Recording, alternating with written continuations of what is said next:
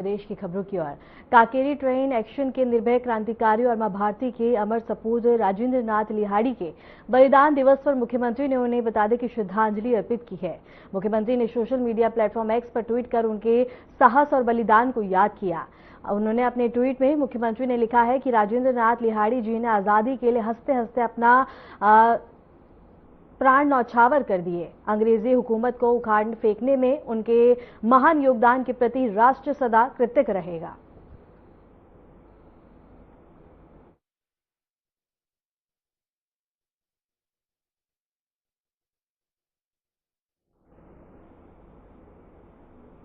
और इसके साथ ही बता दें कि सीएम मोहन यादव ने सोशल मीडिया प्लेटफॉर्म एक्स पर बता दें कि श्रद्धांजलि अर्पित की है, जहां मुख्यमंत्री ने सोशल मीडिया प्लेटफॉर्म पर उनके साहस और उनके योगदान को याद किया है। काकेरी ट्रेन एक्शन में बता दें कि सपूत राजेंद्र नाथ लिहाड़ी के बलिदान दिवस पर मुख्यमंत्री मोहन यादव ने उन्हें श्रद्धांजलि अर्पित की। मुख्यमंत्री ने सोशल मीडिया प्लेटफॉर्म एक्स पर ट्वीट कर उनके साहस और बलिदान को याद किया। अपने पोस्ट में उन्होंने लिखा कि राजेंद्र नाथ लिहाड़ी जी ने आजादी के लिए हंसते हंसते अपने प्राण न्यौछावर कर दिए।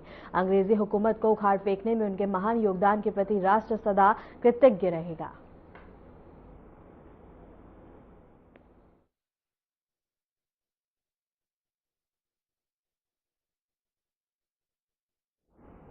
राजधानी भोपाल में आयोजित नेशनल शूटिंग चैंपियनशिप की 50 मीटर राइफल 3 पोजिशंस में बता दें कि प्रदेश के बेटे और इंटरनेशनल शूटर प्रताप सिंह तोमर ने शानदार प्रदर्शन करते हुए स्वर्ण पदक अपने नाम किया है।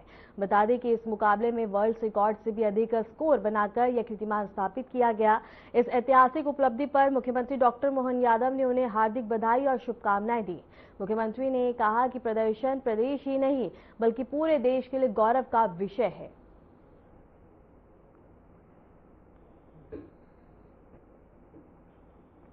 और इसके साथ ही सीएम मोहन यादव ने बधाई दी है, जहां बता दें कि उन्होंने कहा कि ये प्रदर्शन न प्रदेश ही नहीं बल्कि पूरे देश में सराहनीय है। और इसके साथ ही राजधानी भोपाल में आयोजित नेशनल शूटिंग चैंपियनशिप की 50 मीटर राइफल 3 में बता दें कि प्रदेश के बेटे और इंटरनेशनल शूटर प्रताप सिंह तोमर ने शानदार प्रदर्शन करते हुए स्वर्ण पदक अपने नाम किया है। इस मुकाबले में वर्ल्ड रिकॉर्ड से भी अधिक स्कोर बनाकर नया कीर्तिमान स्थापित किया गया। इस ऐतिहासिक उपलब्धि पर मुख्यमंत्री डॉक्टर मोहन यादव ने उन्हें हार्दिक बधाई और शुभकामनाएं दी हैं। मुख्यमंत्री ने कहा है कि प्रदर्शन प्रदेश ही नहीं बल्कि पूरे देश के लिए गौरव का विषय है।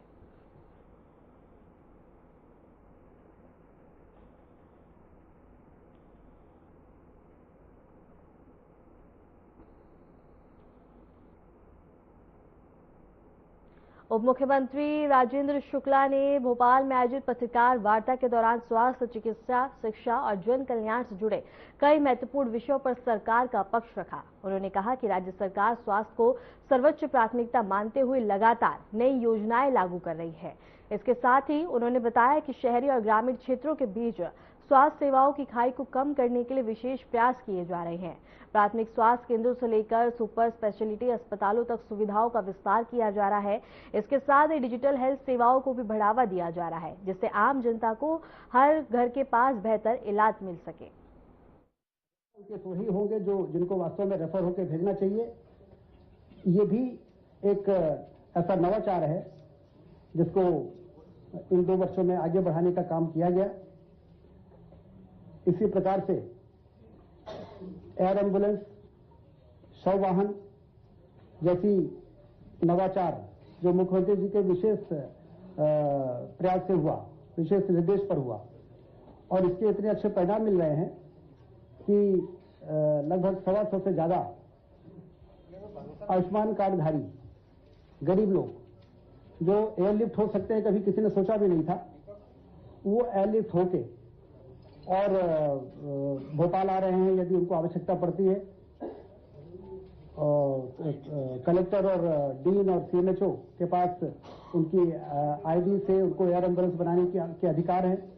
और यहां तक कि यदि कोई गरीब व्यक्ति को प्रदेश के बाहर भी जाना है और डॉक्टर ने रेफर कर दिया है कि इसको मेदांता ले जाना है, तो गरीब आदमी को एयर एम्बुलेंस मेदांता भी पहुंचा रही है। तो ये एक ऐसा नवाचार है जिसके बारे में लोगों ने कल्पना नहीं की थी कि ये सुविधा भी मिल सकती है। इसके साथ ही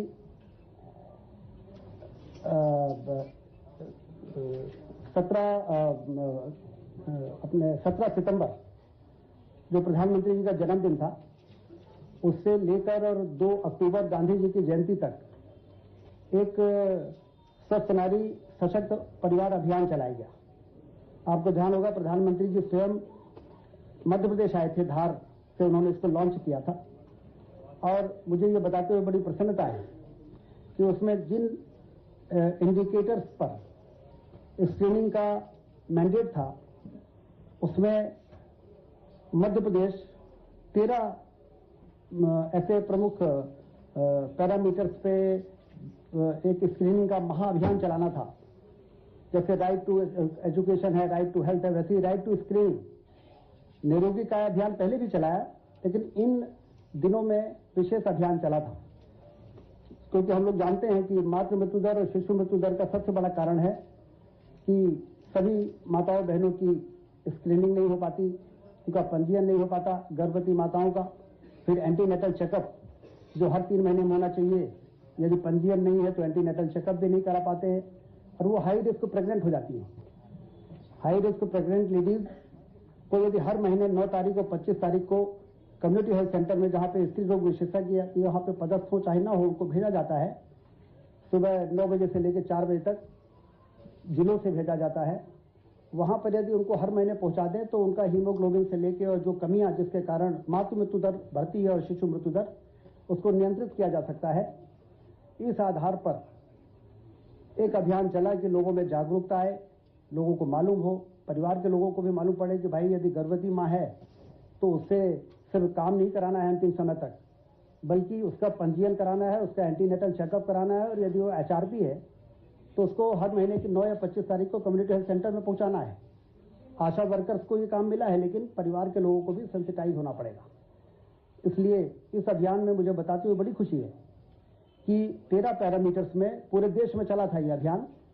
उसमें 2, 3, 5 पैरामीटर्स में मध्य प्रदेश ने स्क्रीनिंग में टॉप किया है। पूरे मध्य प्रदेश हिंदुस्तान में मध्य प्रदेश ने नंबर पहला स्थान बनाया और बाकी में दूसरा स्थान है। और ये लगभग 1,51,10,968 बहनों का, माताओं का स्क्रीनिंग हुआ, और इससे उनमें एक अवेयरनेस आई, हेल्थ के प्रति एक जागरूकता आई, उनके परिवार के लोगों में भी जागरूकता आई कि इनके स्वास्थ्य के लिए हमें क्या क्या सावधानियां रखनी है और कब हमें किस प्रकार से आशा से संपर्क करना है, ANM से संपर्क करना है, डॉक्टर से संपर्क करना है। ये इस अभियान से एक बड़ी सफलता हमको प्राप्त हुई है। जो टीबी मुक्त भारत अभियान जो कम्युनिकेबल डिसीजेज में आता है, उसमें भी मध्य प्रदेश ने जिस प्रकार से अभियान चलाया, केंद्र सरकार ने भी हमें एक समय सीमा दी थी कि इस तारीख से इस तारीख तक इसका अभियान चलना है, तो उसमें भी स्क्रीनिंग के मामले में, उपचार के मामले में, पोषण मित्र बनाने के मामले में, क्योंकि हम सब जानते हैं कि किसी को टीबी हो जाए तो पोषण किट देने का काम हर महीने उनके खाते में 1,000 रुपये तो 6 महीने के हिसाब से डालना ही है, 3,000 रुपये 3 महीने में और फिर 3,000 रुपये बाद में। लेकिन हम आम आदमियों से भी अपील करें कि वो भी यदि 2-3 हज़ार रुपये का खर्चा है, 500 रुपये में किट आती है, और यदि वो गोद ले लें टीबी के मरीजों को और उनको भी पोषण किट देंगे तो 6 महीने में उनकी टीबी ठीक हो सकती है पूरी तरीके से। तो इसमें भी निक्षय मित्र बनाना जो पोषण किट प्रदान करते हैं, तो उसमें बड़ी संख्या हमारे यहाँ, मतलब जितने डिजीज हैं लगभग 1 लाख से ज़्यादा जो भी हैं, वो फिगर हमने आपको दिया है, उसमें से 90% निक्षय मित्र बनाने में हमने सफलता प्राप्त की है। तो कुल मिला के जो अभियान चला उससे लोगों को ये समझ में आया कि टीबी मुक्त भारत अभियान बनाने का जो अभियान है उसमें हम सबको भी अपनी भूमिका, अपनी सहभागिता सुनिश्चित करनी है। सिकल सेल एनीमिया के मामले में भी मुझे बताते हुए प्रसन्नता है कि अभी पिछले दिनों जो फिगर आए हैं भारत सरकार से, उसमें मध्य प्रदेश ने स्क्रीनिंग के मामले में, सिकल सेल कार्ड बनाने के मामले में, जो कैरियर हैं, क्योंकि हम जानते हैं कि जो कैरियर होगा ये उनको कार्ड दिए जाते हैं, और वो कैरियर की संख्या भी यदि 35,000 रोगी हैं तो लगभग 1.5 लाख से ज़्यादा 2 लाख कैरियर हैं और वो कैरियर यदि एक दूसरे से शादी कर लेंगे तो बच्चा फिर सिकल सेल रोगी ही पैदा होगा। तो जैसे कुंडली मिलाते हैं शादी के पहले हम लोग अपनी संस्कृति के अनुसार, वैसे ही यदि वो कार्ड मिला लेंगे तो उसमें शादी करने योग्य है कि नहीं है ये आ जाता है। तो इसलिए 1.25 करोड़ लोगों को स्क्रीनिंग करने के बाद 1.5 करोड़ लोगों को वो कार्ड भी वितरण करने का काम अभियान चलाकर इन्हीं 2 वर्षों में बहुत तेजी के साथ किया गया है और भारत सरकार ने मध्य प्रदेश को इस काम को करने के लिए सबसे नंबर 1 का राज्य माना है। ये भी इन 2 वर्षों में हमारे सरकार की बड़ी सफलता रही है। हमारे जो 60 साल, 65 साल, 70 साल पुराने 2003 के पहले के जो मेडिकल कॉलेज रीवा, इंदौर, भोपाल, ग्वालियर और जबलपुर, वहाँ पर इतने पुराने भवन होने के कारण वो स्वास्थ्य दृष्टि से हाइजीनिक नहीं है। उसके रिनोवेशन की आवश्यकता है, उसको तोड़ के नया बनाने की आवश्यकता है। इन 2 वर्षों में बड़ा कदम उठाया है। यह तय किया मुख्यमंत्री डॉक्टर मोहन यादव जी ने कि जो हमारे पुराने मेडिकल कॉलेज है उसको हम एक बार पूरा उसको ओवरऑल सर्वे करें कि उसमें कौन सी बिल्डिंग को रिटेन करना है, कौन सी बिल्डिंग को डिमोलिश करके नई बिल्डिंग बनाने की आवश्यकता है, फिर उसमें सारे सुपर स्पेशलिटीज है कि नहीं है, कैंसर की सुविधा है कि नहीं है। इस प्रकार से हमने डीपीआर बनाए, स्टेट ऑफ आर्ट बिल्डिंग, जिससे वो बन के तैयार हो और उस संभाग के लोग उस अस्पताल में आए तो उसके बाद उनको बाहर जाने की आवश्यकता ही न पड़े। इस प्रकार से सारे फैसिलिटीज वहाँ पर होने चाहिए। तो कल मुख्यमंत्री जी ने इंदौर में 772 करोड़ रुपए, इंदौर के लोग हमेशा कहते थे कि एमवाई अस्पताल बहुत पुराना है, इसमें ये कर दीजिए, इसमें ये काम हो जाए। तो ये तय किया गया कि अब ये पीस मिल में काम करने के बजाय इसका ओवरऑल डीपीआर बनाएं और इसमें देखें कि क्या और करने की आवश्यकता है। और 772 करोड़ रुपए इंदौर में, 322 करोड़ रुपए रीवा में और ग्वालियर और जबलपुर का भी डीपीआर इसी तर्ज पे तैयार किया जा रहा है। भोपाल में भी काफ़ी काम हुए हैं, लेकिन जो और आवश्यक कार्य है उसके लिए भी डीपीआर, ये 5 प्रमुख जो हमारे पुराने मेडिकल कॉलेजेस हैं इनके कंप्लीट रिनोवेशन और रीडेवलपमेंट का प्लान, जिससे कि संभाग के लोग बाहर से यदि आएँ दूर दराज से, टीकमगढ़ का आदमी यदि ग्वालियर जाए तो फिर ग्वालियर के बाहर रेफर होने की आवश्यकता न पड़े। इस प्रकार की सुविधा, सर्व सुविधा युक्त कैंपस बनाने का भी फैसला हमारी सरकार ने लिया है और उसके लिए इतनी बड़ी धनराशि जो आवश्यक हो रही है उसको बजट से मंजूर करने का काम भी लगातार किया जा रहा है। एनसीडी, नॉन कम्युनिकेबल डिसीजेज में हम लोग देखते हैं कि यदि स्वास्थ्य शिविर होते हैं तो बड़ी संख्या में लोग आते हैं और अपना जांच कराते हैं, बीपी का, शुगर का, फैटी लीवर का, ओरल कैंसर, ब्रेस्ट कैंसर। ये स्वास्थ्य शिविरों में तो लोग आते हैं, लेकिन घर घर जाके इसकी स्क्रीनिंग हो, इसके लिए निरोगी काया अभियान चलाया गया है। और इस निरोगी काया अभियान में बड़ी संख्या में आशा वर्कर, सब हेल्थ सेंटर, वहाँ पर लोगों को लाकर उनके सैंपल लेना, फिर जो हमारे लैब्स हैं हब एंड स्पोक मॉडल पे, तो उसके जांच करके उनको रिपोर्ट प्रस्तुत करना, उनको हेल्थ कार्ड देना इस निरोगी काया अभियान में, जिससे कि हर नागरिक की जांच की रिपोर्ट हो, उसका हेल्थ कार्ड रहे और उस हेल्थ कार्ड के आधार पर उसको सही समय पे सही इलाज की राय दी जा सके। कभी कभी देर हो जाती है, लोगों को डायबिटीज रहता है और जब शरीर का कोई अंग खराब हो जाता है तब उनको मालूम पड़ता है, तब तक में देर हो जाती है। तो इस दिशा में भी सरकार बहुत गंभीरता के साथ काम कर रही है और ये उद्देश्य यही है कि कम से कम गांव के लोगों को रेफर होके ऊपर आना पड़े। जो कम्युनिटी हेल्थ सेंटर हैं जिसमें विशेषज्ञ होते हैं, जहां पर ऑपरेशन थिएटर्स हैं, जहां पर 18-18, 20-20 करोड़ रुपए की बिल्डिंग बन गई है, वो हमारे पूरी तरह से एफआरयूज हो जाएं। इसके लिए पदों की जो भर्ती हो रही है उसके बाद हम लोग ये उम्मीद करते हैं कि हमारी स्वास्थ्य सुविधाएं और ज़्यादा बेहतर होगी और जो इंडिकेटर्स हैं उन इंडिकेटर्स में मध्य प्रदेश दुनिया में सबसे नंबर 1 का स्थान प्राप्त कर सकेगा। आपको 2 वर्षों की कुछ एक मिनट, जैसा मैंने आपको बताया कि हमारे जो मेडिकल कॉलेज के कैंपस हैं उसमें कैंसर हो, कार्डियोलॉजी हो, इस प्रकार के जितनी भी स्पेशलिटीज होती हैं उसके लिए 5 मेडिकल कॉलेज जो चुने गए उसमें लीनक मशीन जो 50 करोड़ की एक मशीन आती है, वहाँ बंकर्स बन रहे हैं, मशीन का ऑर्डर कर दिया गया है, पैटी स्कैन के टेंडर हो गए हैं और कुल मिला के जो मैंने आपको बताया कि ये 5 सेंटर ऐसे होंगे जहाँ पर हर प्रकार की सुविधाएं उपलब्ध रहेंगी।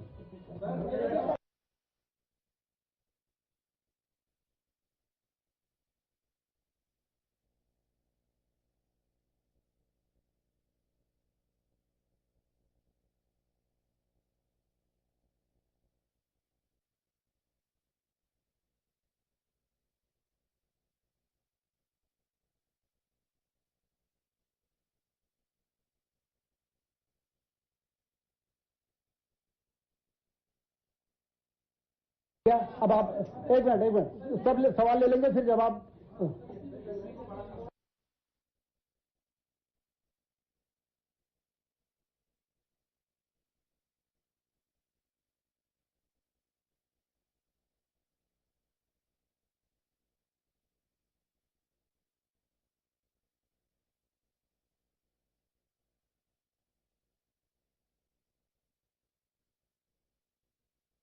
पहले तो जो आपने पूछा कि देखिए इन्हीं समस्याओं के समाधान के लिए ही तो जैसा मैंने आपसे बताया कि अस्पताल की 70 साल पुरानी बिल्डिंगों में इस प्रकार की परिस्थितियां हैं कि इंदौर में मुझे तो याद है कई वर्षों पहले से ये सुनाई देता था कि वहाँ पर चूहों का इस प्रकार से आतंक रहता है और चूहे आ जाते हैं। और तो इन समस्याओं के समाधान के लिए ही ये तय किया है कि ऐसे तमाम जो हमारे हॉस्पिटल्स हैं जो फंक्शनल हैं उसमें पुरानी बिल्डिंगों को तोड़ के और हम उसको नए बनाएं।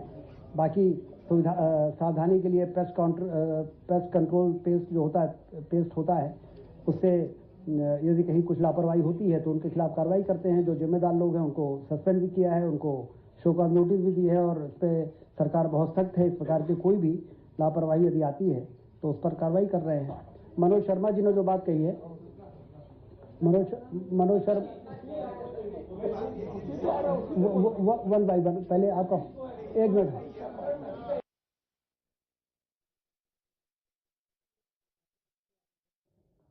करेंगे बड़ी खबर की ओर। आज एमपी विधानसभा का विशेष सत्र एक दिन का रहेगा। ये विशेष सत्र और सत्र में विकसित भारत पर चर्चा की जाएगी। मध्य प्रदेश में बता दें की स्थापना के और इसके साथ इस वक्त की बड़ी खबर हम आपको बता रहे हैं, जहां एमपी में एक दिन का विशेष सत्र का आयोजन किया जाएगा और इसके साथ ही बता दें कि सत्र में विकसित भारत पर चर्चा की जाएगी। इस वक्त की बड़ी खबर हम आपको बता रहे हैं। आज मध्य प्रदेश विधानसभा का विशेष सत्र है, एक दिन का रहेगा ये विशेष सत्र में विकसित भारत पर चर्चा होगी।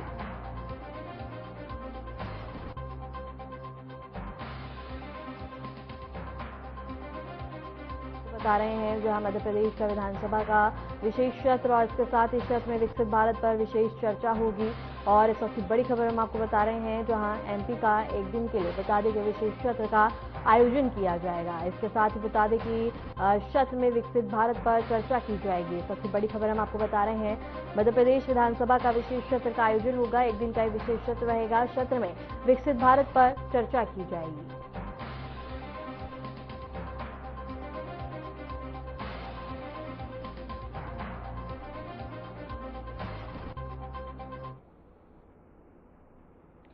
रुक करेंगे अगली बड़ी खबर की ओर। बता दें कि मध्य प्रदेश सरकार का बड़ा फैसला और इसके साथ ही बता दें कि लैंड पूलिंग नीति पर पूरी तरह से निश्चित और किसान संघ ने दिया था चेतावनी। इसके साथ ही बता दें कि आंदोलन की चेतावनी दी गई थी।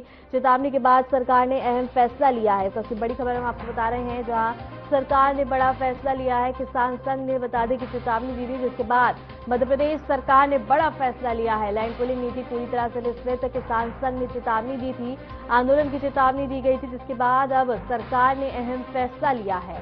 इस वक्त बड़ी खबर हम आपको बता रहे हैं, जहां किसानों द्वारा चेतावनी देने के बाद मध्य प्रदेश सरकार ने अहम फैसला लिया है। इस वक्त की बड़ी खबर हम आपको बता रहे हैं, लैंड पूलिंग नीति पूरी तरह से निश्चित, किसान संघ ने चेतावनी दी थी और आंदोलन की चेतावनी दी गई थी। चेतावनी के बाद सरकार ने अहम फैसला लिया है।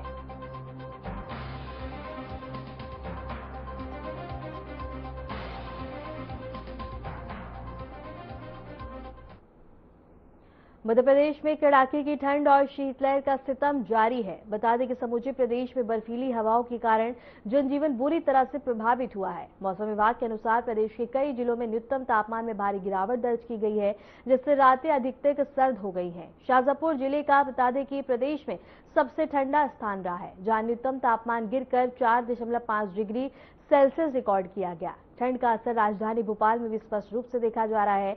भोपाल में तापमान ने इस सीजन का बड़ी बता दें कि गोता लगाया है।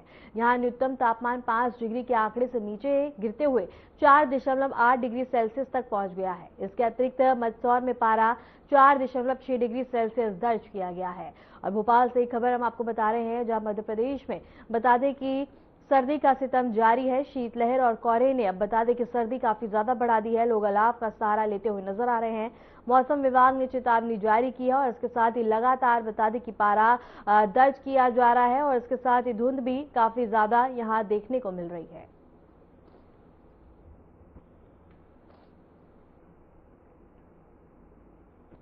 ब्रह्म मुहूर्त में बाबा महाकाल का बता दें कि पंचामृत अभिषेक संपन्न होने के बाद मंदिर के पट श्रद्धालुओं के दर्शन के लिए खोल दिए गए। सुबह सुबह ही हजारों श्रद्धालु बाबा महाकाल के दर्शन के लिए मंदिर परिसर में देखते हुए मिले।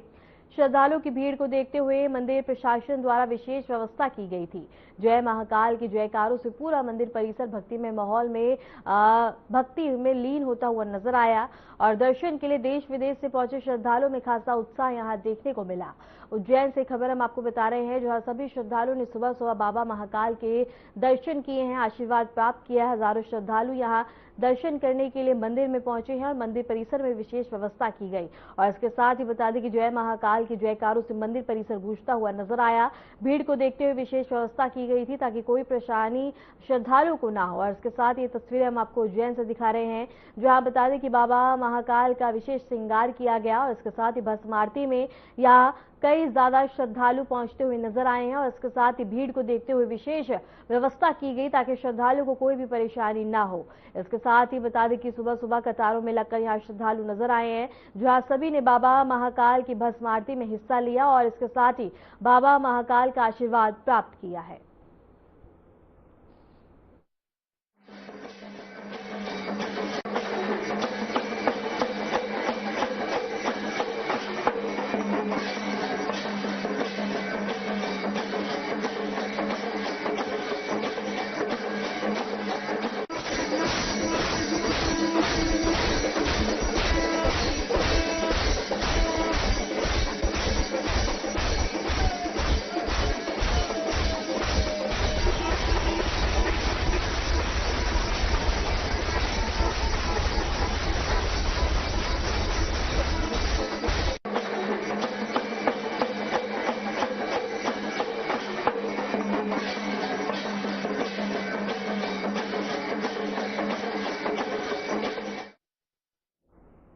फिलहाल के लिए मध्य प्रदेश की खबरों में इतना ही।